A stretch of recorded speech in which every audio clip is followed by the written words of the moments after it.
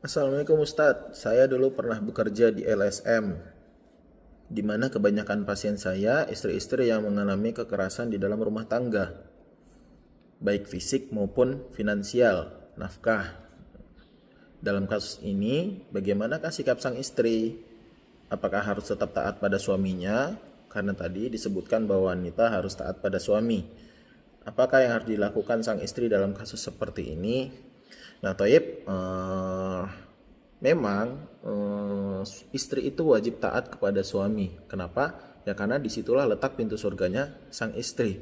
Tetapi dalam hal ini bukannya Islam langsung melepas tangan bahwasanya taatin semua apa yang diperintah oleh suami. Tidak. Tetap ada kaidah dasar. La ta'ata li makhluqin li ma'siyatil khaliq. Bahwasanya kita tuh nggak boleh taat kepada makhluk yang diciptakan Allah. Untuk apa? Untuk bermaksiat kepada sang khalik.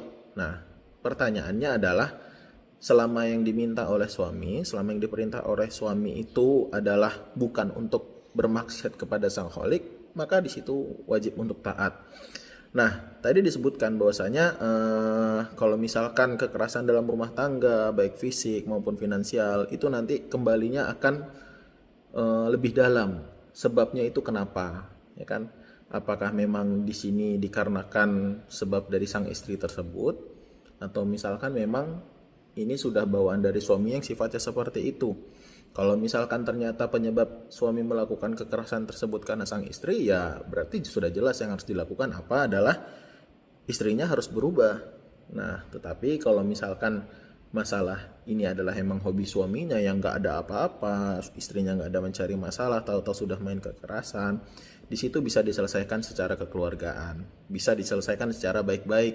Disinilah pentingnya ketika kita memiliki pasangan, pentingnya deep talk di antara pasangan kita, ya, untuk berbicara, ngobrol, bagaimana kabarnya, bagaimana aktivitas hariannya, ya kan, bagaimana hari-harimu.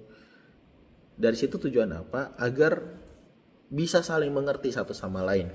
Karena komunikasi itu memang peran paling penting di dalam sebuah hubungan rumah tangga.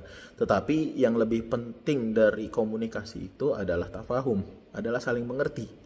Ya, dan saling mengerti ini tidak akan bisa tercipta kalau misalkan tidak ada komunikasi. Nah, makanya mungkin coba diperbaiki komunikasinya lagi. Kalau memang ini bawaan dari suaminya, katakan bahwasanya saya tidak suka begini, kira-kira baiknya seperti apa ya, pelan-pelan tanpa memaksakan suami untuk harus langsung berubah, karena untuk berubah itu merupakan proses yang sangat panjang. Kalau misalkan ternyata nggak mau berubah dan masih terus berlanjut kekerasan rumah tangganya, ya kan, dan sudah tidak bisa untuk